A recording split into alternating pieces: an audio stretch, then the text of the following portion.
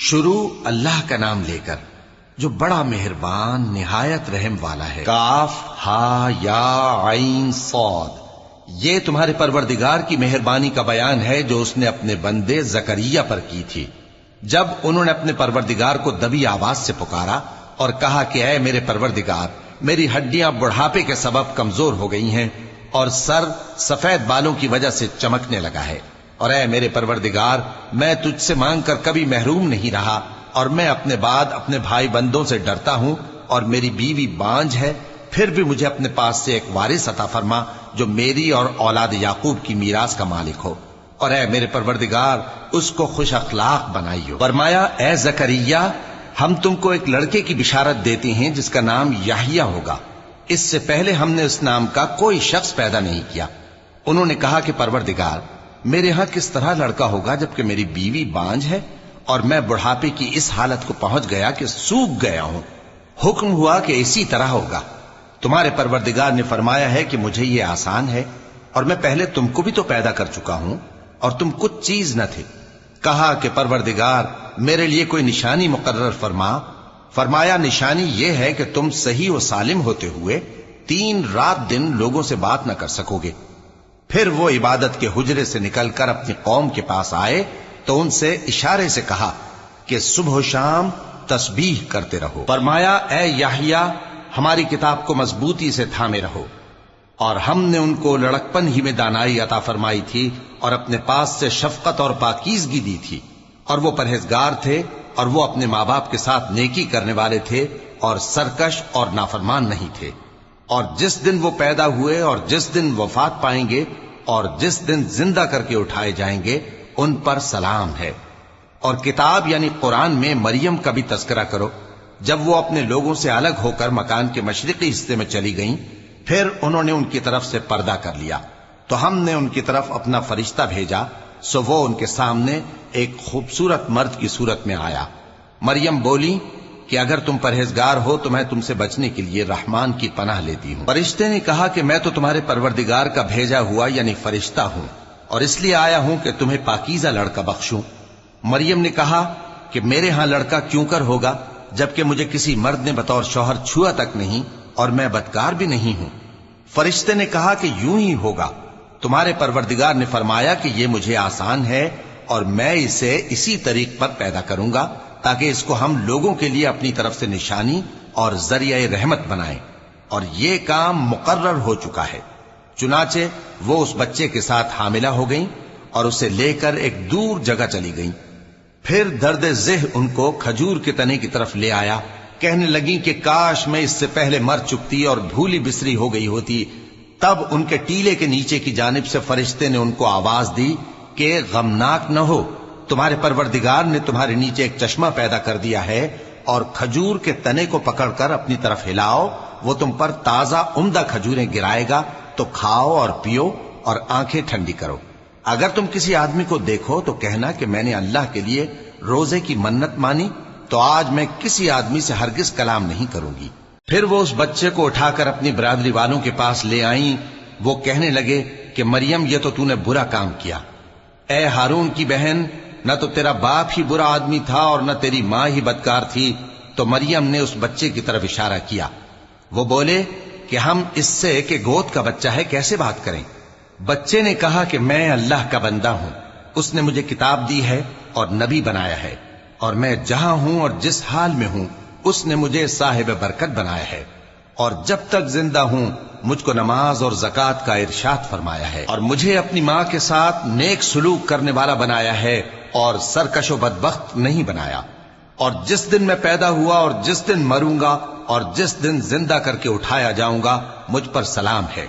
یہ مریم کے بیٹے عیسیٰ ہیں، اور یہ سچی بات ہے جس میں لوگ شک کرتے ہیں۔ اللہ کو شایع نہیں کہ کسی کو بیٹا بنائے، وہ پاک ہے۔ جب کسی چیز کا ارادہ کرتا ہے تو اس کو یہی کہتا ہے کہ ہو جا، تو وہ ہو جاتی ہے۔ اور بے شک اللہ ہی میرا اور تمہارا پروردگار ہے، تو اسی کی عبادت کرو، یہی سیدھا رستہ ہے۔ پھر اہل کتاب کے فرقوں نے باہم اختلاف کیا، سو جو لوگ کافر ہوئے ہیں ان کو بڑے دن یعنی قیامت کے روز حاضر ہونے سے خرابی ہے۔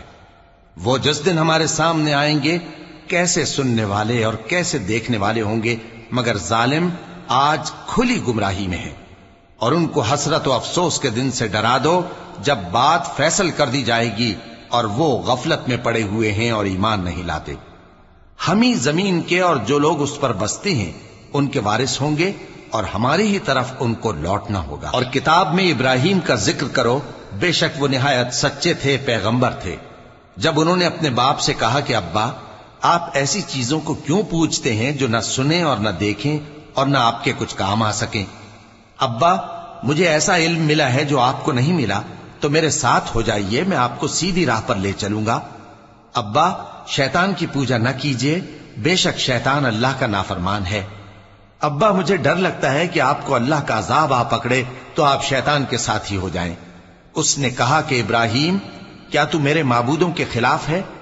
اگر تو باز نہ آئے گا تو میں تجھے سنسار کر دوں گا اور تو ہمیشہ کے لیے مجھ سے دور ہو جا۔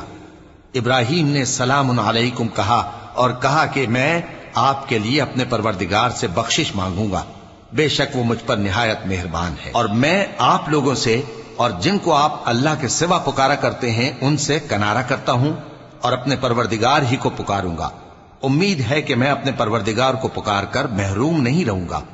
اور جب ابراہیم ان لوگوں سے اور جن کی وہ اللہ کے سوا پرستش کرتے تھے الگ ہو گئے تو ہم نے ان کو اسحاق اور اسحاق کو یعقوب بخشے اور ہر ایک کو پیغمبر بنایا، اور ہم نے ان کو اپنی رحمت سے بہت سی چیزیں عنایت کی اور ان کا ذکر جمیل بلند کیا۔ اور کتاب میں موسیٰ کا بھی ذکر کرو، بے شک وہ ہمارے برگزیدہ تھے اور رسول تھے، نبی تھے، اور ہم نے ان کو طور کی داہنی طرف سے پکارا اور باتیں کرنے کے لیے نزدیک بلایا، اور اپنی مہربانی سے ان کو ان کا بھائی ہارون پیغمبر بنا کر عطا کیا۔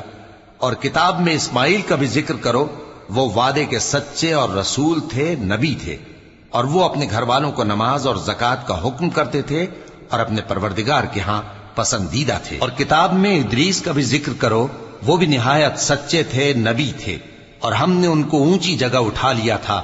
یہ وہ لوگ ہیں جن پر اللہ نے اپنے پیغمبروں میں سے فضل کیا، یعنی اولاد آدم میں سے، اور ان لوگوں میں سے جن کو ہم نے نوح کے ساتھ کشتی میں سوار کیا، اور ابراہیم اور یعقوب کی اولاد میں سے، اور ان لوگوں میں سے جن کو ہم نے ہدایت دی اور جنہیں برگزیدہ کیا۔ جب ان کے سامنے ہماری آیتیں پڑھی جاتی تھیں تو سجدے میں گر پڑتے اور روتے رہتے تھے۔ چونکہ آیت سجدہ تلاوت کی گئی ہے لہذا سامعین پر سجدہ واجب ہے۔ پھر ان کے بعد چند ناخلف ان کے جانشین ہوئے جنہوں نے نماز کو ضائع کر دیا اور خواہشات نفسانی کے پیچھے لگ گئے، سو ان قریب ان کو گمراہی کی سزا ملے گی۔ ہاں، جس نے توبہ کی اور ایمان لایا اور عمل نیک کیے تو ایسے لوگ بہشت میں داخل ہوں گے اور ان کا ذرا نقصان نہ کیا جائے گا، یعنی ہمیشہ کی بہشتوں میں جس کا اللہ نے اپنے بندوں سے وعدہ کیا ہے کہ جو ان کی آنکھوں سے پوشیدہ ہے۔ بے شک اس کا وعدہ نیکوکاروں کے سامنے آنے والا ہے، وہ اس میں سلام کے سوا کوئی بیہودہ کلام نہ سنیں گے اور ان کو صبح و شام کھانا ملے گا۔ یہی وہ جنت ہے جس کا ہم اپنے بندوں میں سے ایسے شخص کو مالک بنائیں گے جو پرہیزگار ہوگا۔ اور فرشتوں نے پیغمبر کو جواب دیا کہ ہم تمہارے پروردگار کے حکم کے سوا اتر نہیں سکتے، جو کچھ ہمارے آگے ہے اور جو پیچھے ہے اور جو اس کے درمیان ہے سب اسی کا ہے، اور تمہارا پروردگار بھولنے والا نہیں، یعنی آسمان اور زمین کا اور جو ان دونوں کے درمیان ہے سب کا پروردگار، تو اسی کی عبادت کرو اور اس کی عبادت پر ثابت قدم رہو۔ بھلا تم کوئی اس کا ہم نام جانتے ہو؟ اور کافر انسان کہتا ہے کہ جب میں مر جاؤں گا تو کیا زندہ کر کے نکالا جاؤں گا؟ کیا ایسا انسان یاد نہیں کرتا کہ ہم نے اس کو پہلے بھی تو پیدا کیا تھا جبکہ وہ کچھ بھی چیز نہ تھا؟ سو تمہارے پروردگار کی قسم، ہم ان کو جمع کریں گے اور شیطانوں کو بھی، پھر ان سب کو جہنم کے گرد حاضر کریں گے اور وہ گھٹنوں پر گرے ہوئے ہوں گے۔ پھر ہر گروہ میں سے ہم ایسے لوگوں کو کھینچ نکالیں گے جو رحمان کے مقابلے میں سخت سرکشی کرتے تھے، پھر ہم ان لوگوں سے خوب واقف ہیں جو اس میں داخل ہونے کے زیادہ لائق ہیں، اور تم میں سے کوئی شخص نہیں مگر اسے اس پر گزرنا ہوگا، یہ تمہارے پروردگار پر لازم ہے، مقرر ہے۔ پھر ہم پرہیزگاروں کو نجات دیں گے اور ظالموں کو اس میں گھٹنوں کے بل پڑا ہوا چھوڑ دیں گے۔ اور جب ان لوگوں کے سامنے ہماری آیتیں پڑھی جاتی ہیں تو جو کافر ہیں وہ مومنوں سے کہتے ہیں کہ دونوں فریق میں سے مکان کس کے اچھے اور مجلسیں کس کی بہتر ہیں، اور ہم نے ان سے پہلے بہت سی امتیں ہلاک کر دیں، وہ لوگ ان سے ٹھاٹ باٹ اور نمود و نمائش میں کہیں اچھے تھے۔ کہہ دو کہ جو شخص گمراہی میں پڑا ہوا ہے، رحمان اس کو آہستہ آہستہ مہلت دیا جاتا ہے، یہاں تک کہ جب اس چیز کو دیکھ لیں گے جس کا ان سے وعدہ کیا جاتا ہے، خواہ عذاب اور خواہ قیامت، تو اس وقت جان لیں گے کہ مکان کس کا برا ہے اور لشکر کس کا کمزور ہے۔ اور جو لوگ ہدایت یاب ہیں اللہ ان کو زیادہ ہدایت دیتا ہے، اور نیکیاں جو باقی رہنے والی ہیں وہ تمہارے پروردگار کے ہاں صلے کے لحاظ سے خوب اور انجام کے اعتبار سے بہتر ہیں۔ بھلا تم نے اس شخص کو دیکھا جس نے ہماری آیتوں سے کفر کیا اور کہنے لگا کہ اگر میں اثر نو زندہ ہوا بھی تو یہی مال اور اولاد مجھے وہاں ملے گا؟ کیا اس نے غیب کی خبر پالی ہے یا اللہ کے یہاں سے عہد لے لیا ہے؟ ہرگز نہیں، یہ جو کچھ کہتا ہے ہم اس کو لکھتے جاتے اور اس کے لیے آہستہ آہستہ عذاب بڑھاتے جاتے ہیں، اور جو چیزیں یہ بتاتا ہے ان کے ہم وارث ہوں گے، اور یہ اکیلا ہمارے سامنے آئے گا، اور ان لوگوں نے اللہ کے سوا اور معبود بنا لیے ہیں تاکہ وہ ان کے لیے موجب عزت ہوں۔ ہرگز نہیں، وہ معبود ان کی پرستش سے انکار کریں گے اور ان کے دشمنوں مخالف ہوں گے۔ کیا تم نے نہیں دیکھا کہ ہم نے شیطانوں کو کافروں پر چھوڑ رکھا ہے کہ وہ ان کو خوب اکساتے رہتی ہیں؟ تو تم ان پر عذاب کے لیے جلدی نہ کرو کہ ہم تو ان کے لیے دن شمار کر رہے ہیں۔ جس روز ہم پرہیزگاروں کو رحمان کے سامنے بطور مہمان جمع کریں گے اور گناہگاروں کو دوزخ کی طرف پیاسے ہانک لے جائیں گے، تو لوگ کسی کی سفارش کا اختیار نہ رکھیں گے مگر جس نے رحمان سے اقرار لے لیا ہو، اور کہتے ہیں کہ رحمان بیٹا رکھتا ہے۔ ایسا کہنے والو، یہ تو تم بری بات زبان پر لاتے ہو۔ قریب ہے کہ اس جھوٹ سے آسمان پھٹ پڑے اور زمین شق ہو جائے اور پہاڑ پارا پارا ہو کر گر پڑیں کہ انہوں نے رحمان کے لیے بیٹا تجویز کیا، اور رحمان کو شایع نہیں کہ کسی کو بیٹا بنائے۔ ہر شخص جو آسمانوں اور زمین میں ہے رحمان کے روبرو بطور بندہ ہی آئے گا۔ اس نے ان سب کو اپنے علم سے گھیر رکھا اور ایک ایک کو شمار کر رکھا ہے، اور یہ سب قیامت کے دن اس کے سامنے اکیلے اکیلے حاضر ہوں گے۔ اور جو لوگ ایمان لائے اور عمل نیک کیے، رحمان ان کی محبت مخلوقات کے دل میں پیدا کر دے گا۔ اے پیغمبر صلی اللہ علیہ وآلہ وسلم، ہم نے یہ قرآن تمہاری زبان میں آسان بنا کر نازل کیا ہے تاکہ تم اس سے پرہیزگاروں کو خوشخبری پہنچا دو اور جھگڑالوؤں کو ڈر سنا دو، اور ہم نے ان سے پہلے بہت سے گروہوں کو ہلاک کر دیا ہے۔ بھلا تم ان میں سے کسی کو دیکھتے ہو یا کہیں ان کی بھنک سنتے ہو؟